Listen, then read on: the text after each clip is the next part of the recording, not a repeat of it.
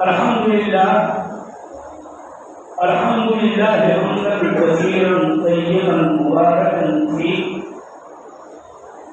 والصلاة والسلام على المبعوث رحمة للعالمين محمد وعلى آله وأصحابه وأزواجه وذرياته أجمعين ومن تبعهم بإحسان إلى يوم الدين. أشهد أن لا إله إلا الله وحده لا شريك له، وأشهد أن محمدا عبده ورسوله. أما بعد فإن الله تعالى يقول في كتابه: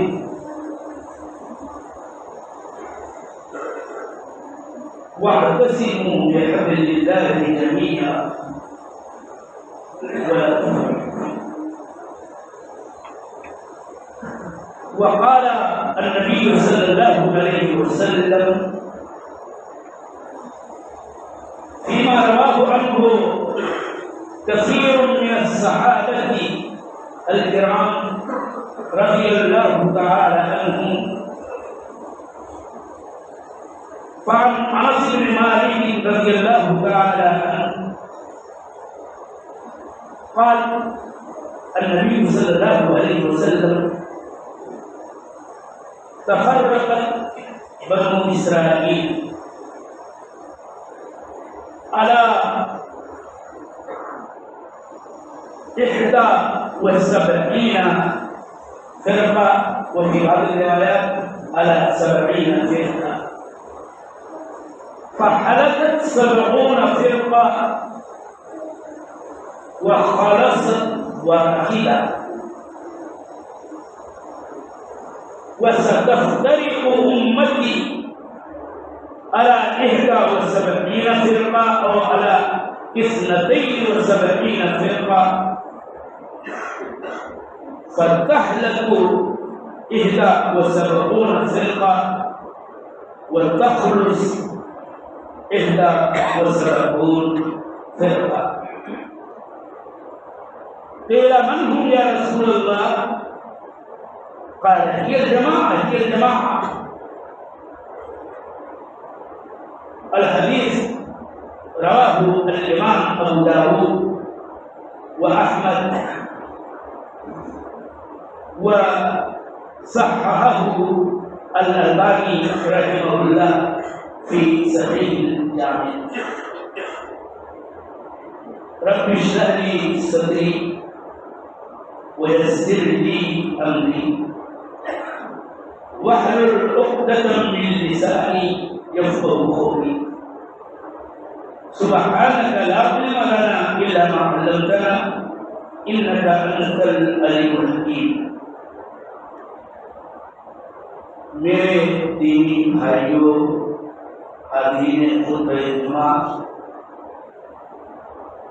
ہمارے اوپر یہ واجب ہے کہ ہر حال میں ہم صبح و شام اللہ تعالی کی بڑائی بیان کرتے ہوئے، اس کی تعریف کرتے ہوئے اس کی پاکی بیان کریں، اسے یاد کریں خوب زیادہ. یہ ذکر الہی بڑی بات ہے. جو اللہ کو یاد کرتے ہیں اللہ انہیں یاد کرتا ہے. چاہیے ہمیں اور آپ کو کہ نبی مکرم خاتم النبیین رحمت للعالمین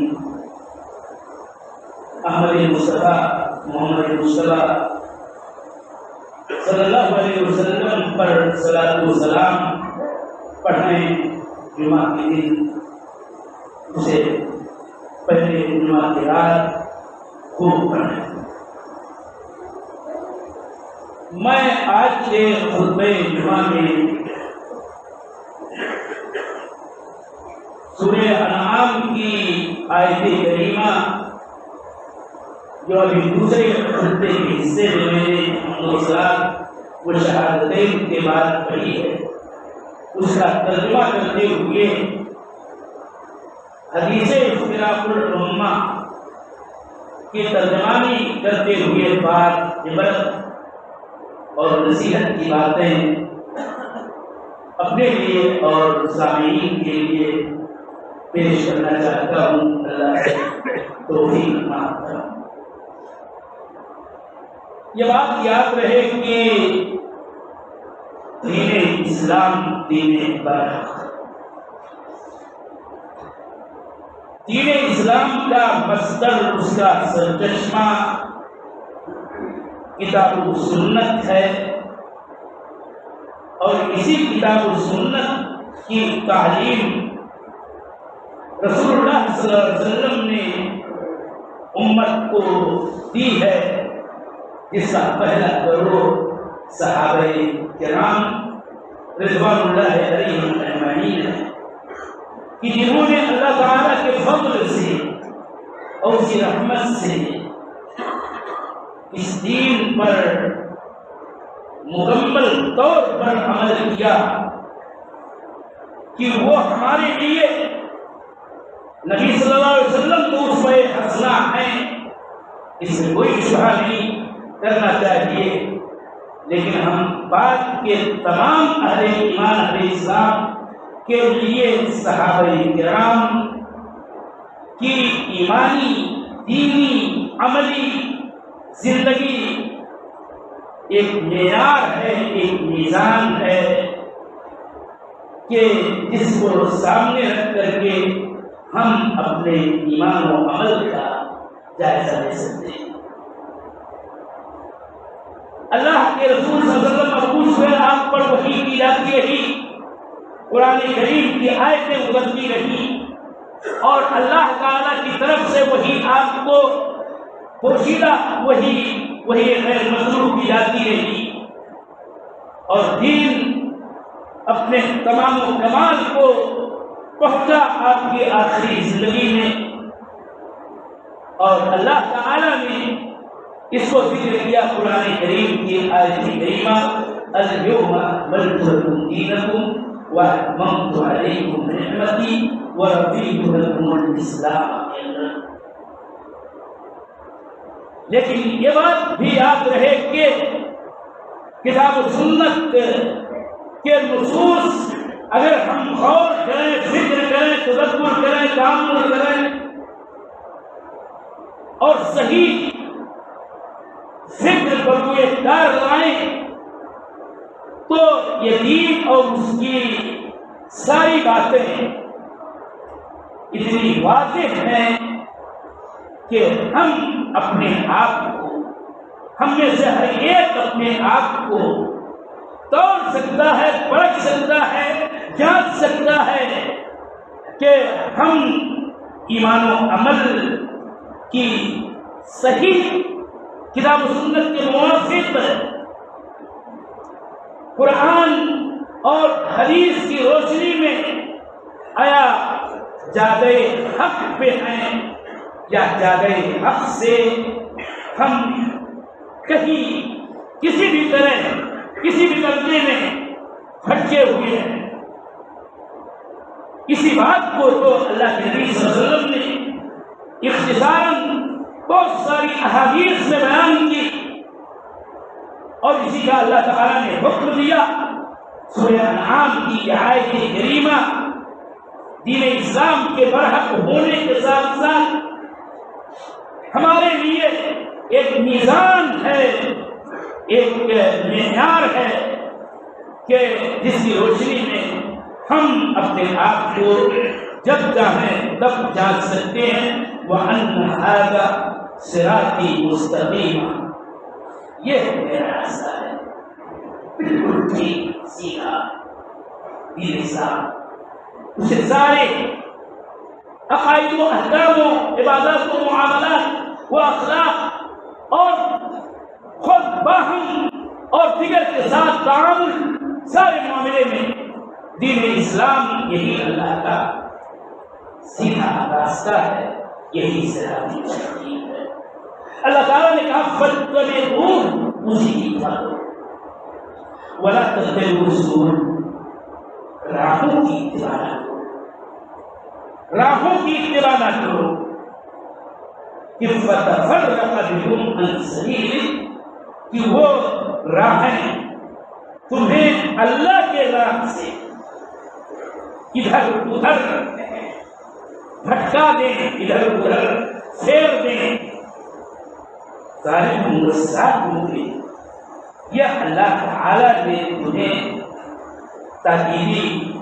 حکم دیا ہے، اسی کی وصیت کی ہے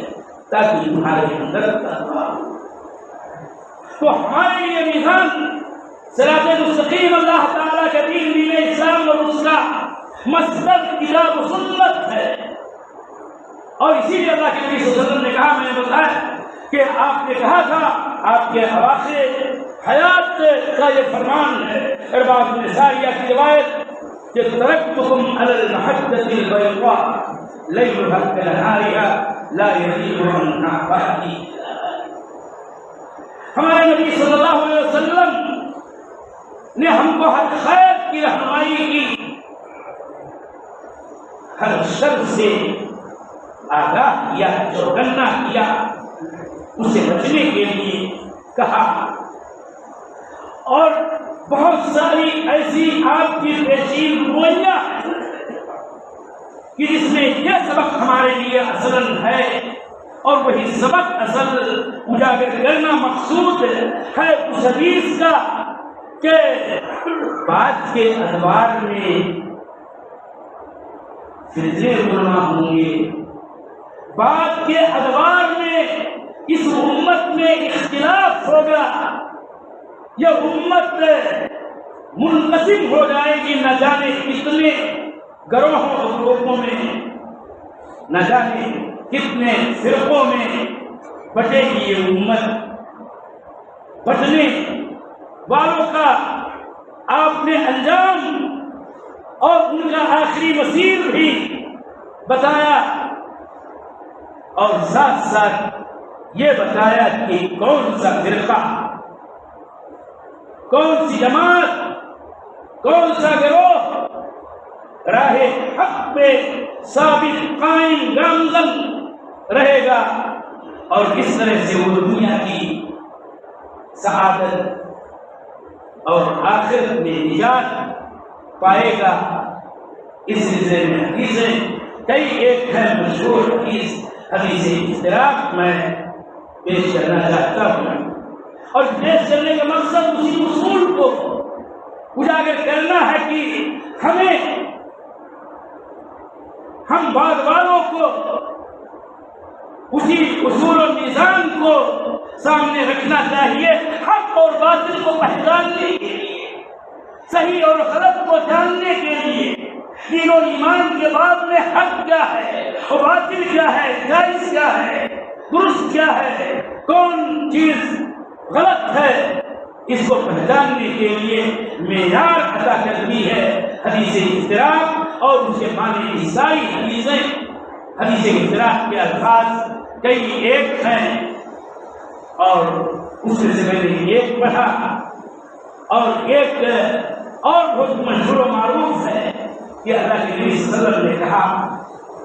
کہ یہود یہ 71 فرقوں میں بٹ گئے تھے، اور نصارہ 72 فرقوں میں تقسیم ہو گئے۔ حدیث انس بن مالک کی روشنی میں یہ بات بھی یاد ہے کہ بنو اسرائیل کے یہ مختلف گروہوں میں سے تمام ہلاک ہوئے، برباد ہوئے، دنیاوی طور پر بھی اور اخروی طور پر بھی، صرف ایک ہی فرقہ یہ چھٹکارا پا سکا، یعنی اللہ کے عذاب سے، اس کی تیار کردہ جہنم اور اس کی آگ سے۔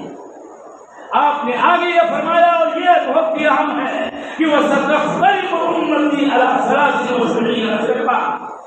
میری امت 73 گروہوں میں بٹے گی، 73 فرقوں میں الگ الگ ہو جائے گی، کلھا فی النار الا واحدہ، سب کے سب جہنمی، سب کے سب نارے آخرت، نارے جہنم میں جائیں گے سوائے ایک فرقہ کے۔ وہ ایک فرقہ کون ہے؟ یہ سوال اللہ کے رسول صلی اللہ علیہ وسلم سے صحابہ کرام، آپ سے سننے والے صحابہ نے کیا تھا، جیسا کہ روایت میں آتا ہے کہ قل ما هي یا رسول اللہ، اللہ کے رسول وہ ایک فرقہ جو جہنم کی آگ سے نجات پا جائے گا وہ کون ہوگا؟ اللہ کے نبی صلی اللہ علیہ وسلم نے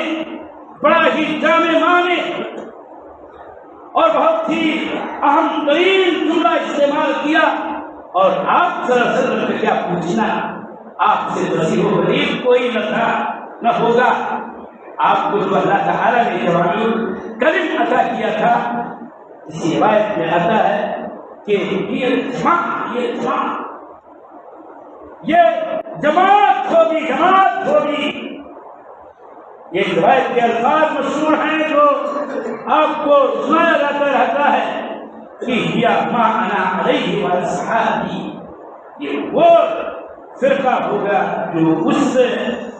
ایمان اور عمل اور اخلاق کی راہ پہ ہوگا جس پر میں ہوں اور میرے صحابہ۔ کسی روایت میں یہاں تک الفاظ ہیں کہ وہ فرقہ وہ ہوگا کہ جو اس جیسے راستے پر ہوگا، ایمان و عقیدہ اور عمل و اخلاق اور سارے معاملات میں،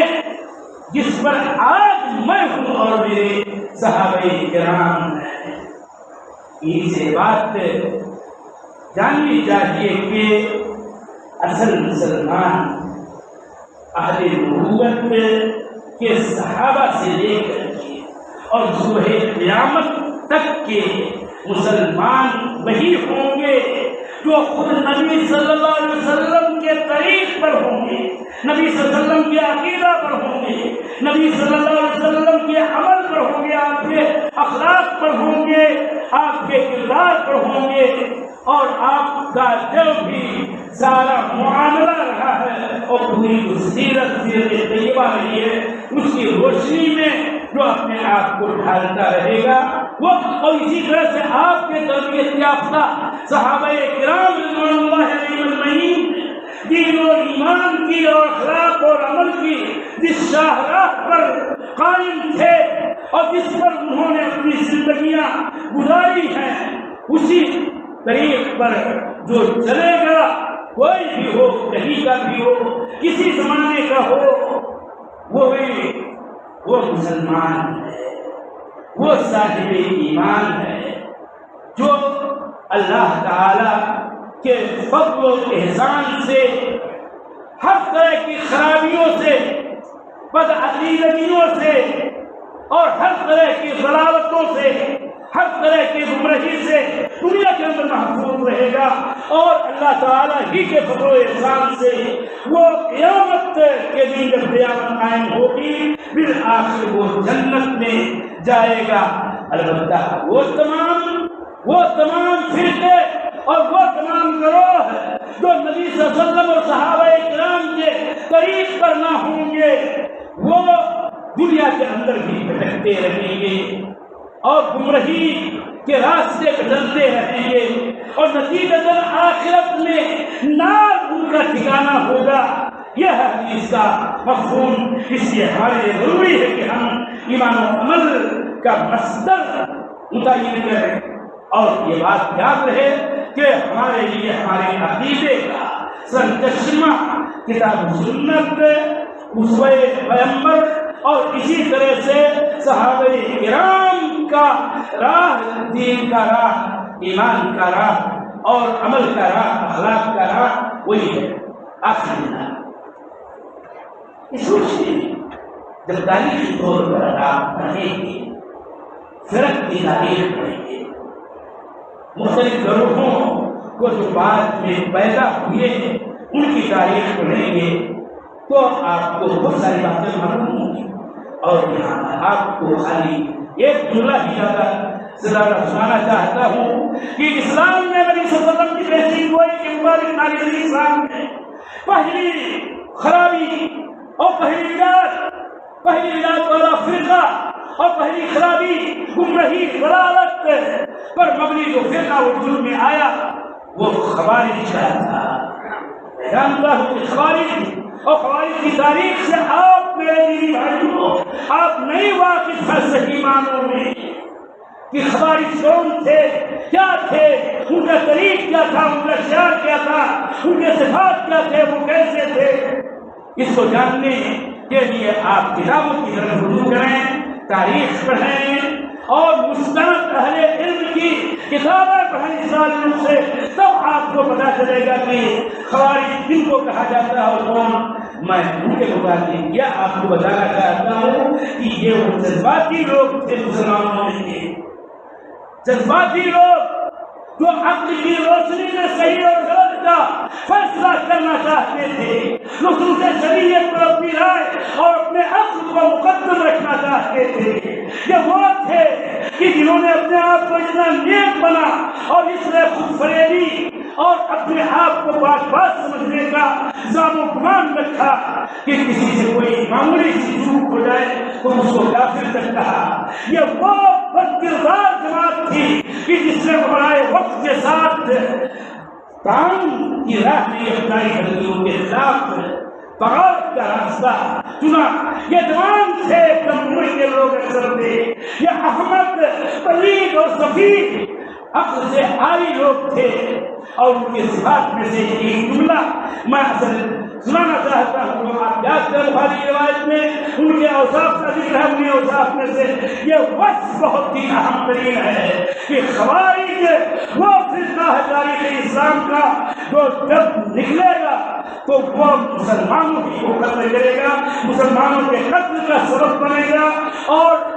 دیگر اخیار کو وہ چھوڑ رکھے گا. الفاظ بخاری کے یقتلون اہل الاسلام ویدعون اہل الاوثان. اور یاد رہے کہ آج بھی خوارج کا سلسلہ جاری ہے اور یہی کام کر رہے ہیں، پر وقت بھی کام کر رہے ہیں. دوسرا فرقہ رافضہ کا تھا اور رافضہ نے تاریخ اسلام میں اتنا خون بہایا ہے اہل سنت صحیح مسلمانوں کا کہ اس کی کوئی نظیر نہیں ہے، بلکہ یہی دونوں فرقہ ہے کہ جنہوں نے مسلمانوں کا ہمیشہ ہر دور میں ہر صدی میں اور ہمیشہ جب سے ان کا خروج ہوا ہے، جب سے ان کا ظہور ہوا ہے، یہ مسلمانوں ہی کے قتل کے پیچھے لگے رہتے ہیں. اور آج جو تماشا آپ دیکھتے ہیں اور سنتے ہیں جس سے جھوٹی باتیں زیادہ ہیں، لیکن واقعہ یہ ہے کہ مارے جا رہے ہیں سچے مسلمان سنی، لیکن اس کے سبب یہی دو فرقے خوارج اور روافض ہیں. اس لیے حقیقت کو پہچاننے کے لیے کتاب و سنت کا علم چاہیے. صحابہ کرام کی عظمت اور ان کی عدالت، ثقافت، صداقت کے ناطے سے ان کو اسوہ سمجھتے ہوئے ان کا طریق اور ان کی سیرت پہچاننا چاہیے. اللہ تعالیٰ سے دعا ہے کہ بارے تو اسلام کا بلوالا کر، مسلمانوں کی حفاظت کر، مسلمانوں کو اللہ تعالیٰ تو سیدھی راہ پر رکھ اور ان کی مدد کر. اقول قولی ھذا واستغفر اللہ لی ولکم ولسائر المسلمین فاستغفروہ من کل ذنب انہ هو الغفور. اللهم اعز الاسلام والمسلمين واذل الشرك والمشركين اللهم دمر اعداء الدين. اللہ تعالیٰ تو مسلمانوں کی حفاظت کر، ان کی مدد کر، سب کو صراط مستقیم پر چلنے کی توفیق دے. یہ اللہ تعالیٰ کو دوسروں کو جو سازش اسلام اور مسلمانوں کے خلاف کرتے ہیں ان کی سازشوں میں ہمیں ناکام بنا. اللہ تعالیٰ تو ہم سب کو حق کی پیروی کی توفیق دے، باطل سے اجتناب اور احتراز کرنے کی توفیق دے. ہم میں سے جو پریشان حال ہیں اللہ تعالیٰ تو ان کی پریشانی دور کر. ہم میں سے جو مریض ہیں اللہ تعالیٰ تو ان کو صحت کی نعمت عطا کر. اللہ تعالیٰ تو ان کو شفائے کامل و عاجل عطا فرما. اللہ تعالیٰ ہم سب کو ایک بنا، نیک بنا، کتاب و سنت کی اتباع اور پیروی کی توفیق دے یا رب. و عباد اللہ رحمكم الله إن الله يأمر بالعدل والإحسان وإيتاء ذي القربى وينهى عن الفحشاء والمنكر يعظكم لعلكم تذكرون ولذكر الله أكبر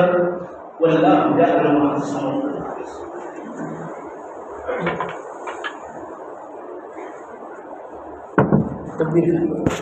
اللہ اکبر اللہ اکبر.